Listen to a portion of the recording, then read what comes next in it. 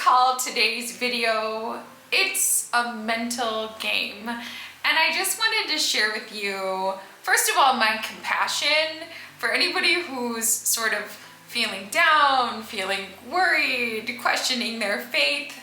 All of us struggle mentally at different points in our journey. And to be honest, I do not really feel that modern life supports good mental health. I think it could be the case that the opposite is true. If we live according to the normalities, it may not result in a positive mindset. And what I've learned about life is that quality of being is almost entirely based not on what happens to them, but on what they tell themselves about what happens to them. And like, this is actually reflected in the research as well. So I was recently listening to a podcast that was about PTSD, which is a very interesting area of research at this time, post-traumatic stress disorder. And it was specifically about who gets post-traumatic stress disorder and who does not. The research showed that the main determining factor was whether or not the person believed that they were harmed.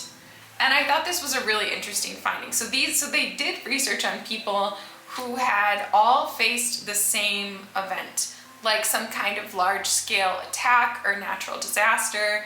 So everyone went through something very similar.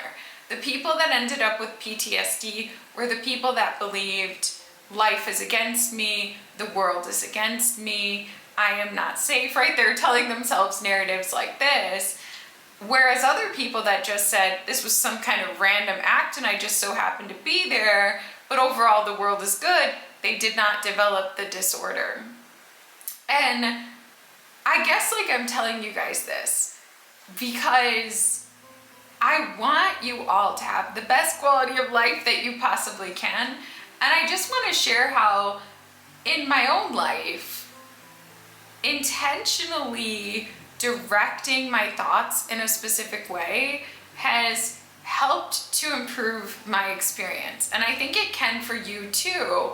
But I think that if we just kind of naturally live, we're not going to stumble upon like excellent patterns of thought that really uplift and nurture us. So it's best to intentionally cultivate a state of being that results in well-being. So I just wanted to share with you like some things that I actually do. And I'm actually sitting here and I'm looking at the first thing that I see every day when I wake up. I sleep with an eye mask, and when I first take off my eye mask, the very first thing I see is happy day. And if that wasn't there, who knows what my first thought of the day would be. It could be a thought about an issue I might face or something that went wrong the previous day or something. But instead, my first thought is, it's gonna be a happy day. There's happiness to be found in this day. I'm gonna be happy today. I choose to be happy today. And it's because like my eyes see happy day, and so my mind goes there. So I think it's beneficial to ask yourself, like, what is the first thing you see in the morning? Or what is the first thought in your mind? Like, I do notice at first that my mind does go to like potentials for things that might go wrong, like during the day or stuff like that.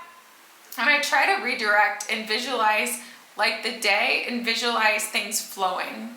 Okay, what if it works out? What if this is an amazing interaction? And I try to visualize as much positivity resonance, which is where you share positive energy with someone and then they share it back and it just grows and grows. Like I try to like imagine that happening as much as I can throughout my day.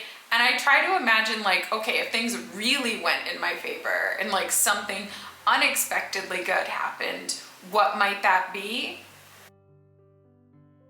If you're really a smell-based person, then you should put positive smells everywhere. Or like if you're really like an auditory person, then you should easily have, you know, around you sounds that uplift you, like wind chimes or like the sound of the ocean or, you know, affirmations to listen to.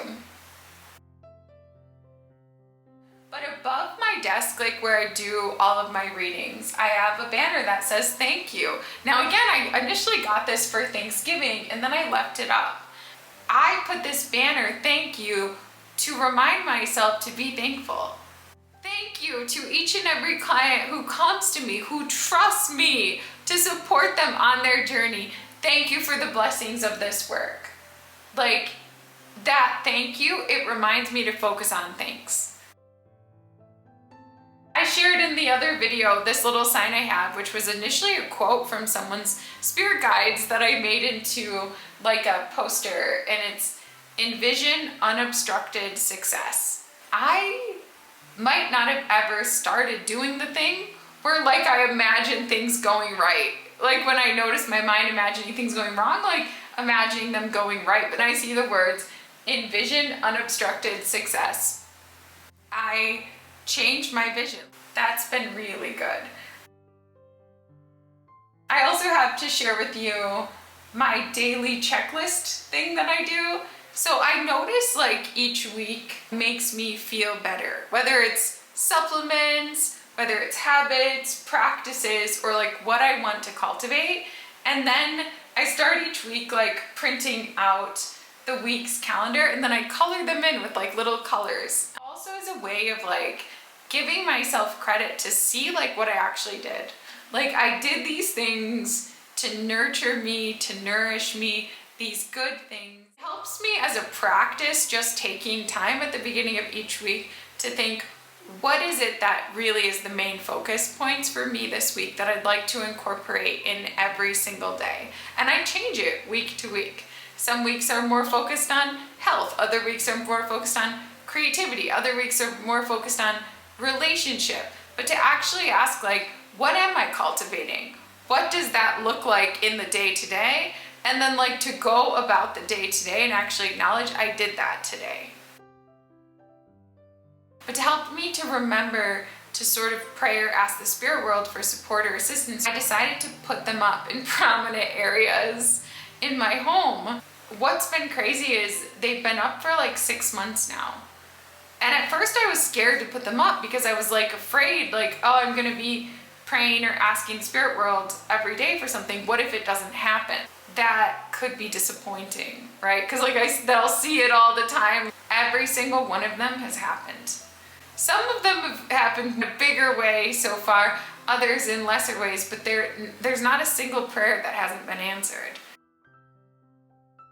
I also have like a little story for you guys, which is about my front door. You're gonna see a wild picture of a bunch of little bunny tushies. There was a competition for door decorating for the new year, and I bought this like putty that I thought would be nice and safe, like for my door to put up like the little New Year's decorations and stuff. And that was great. Like everything stuck to my door. That was awesome. And then I went to take it off. It peeled off the paint of my door and my door looked horrible. So I reached out to maintenance to see if they would put in a new door or repaint my door. And they said, yes, but we can't do that during the winter. We can only do it in summer. So I decided that until they could do it, for every couple of weeks, I would redecorate my door, covering every single spot where the paint was missing, which is a lot. I guess like to me, this just represents the spirit of how I approach my life. Every time I come home, I could look at my ugly door and be like, I was dumb, I shouldn't have got that putty. Or I can come home every day and be like, okay, I'm someone who, when given lemons, makes lemonade. And like, look at these little cute tushies of these little bunnies. But in a very real sense, like we get to decide the story we tell ourselves about what is unfolding. It was a setback for me when I saw my door like that. But I asked the question, how is this working out for me? What could be the blessing? We all are here to learn, but I realized it would be beneficial to illuminate some of the patterns and what I was learning. So I call this document Soulful, and I put it right on my fridge, right next to where I have my electric tea kettle, where I boil water for tea all the time, like a million times a day. What am I working on personally for my spiritual growth? I'm working on not making decisions based on stress, not making decisions based on fear, not making decisions based on impatience. And I'm cultivating trust, faith, adaptation. I think my guides helped me, to be honest, like on that day telling me, here's what you're working on like during this time. But like we're here alchemizing spiritual energy. And when I'm like standing there waiting for my water to boil, like remind myself, right, I'm cultivating conversation with spirit.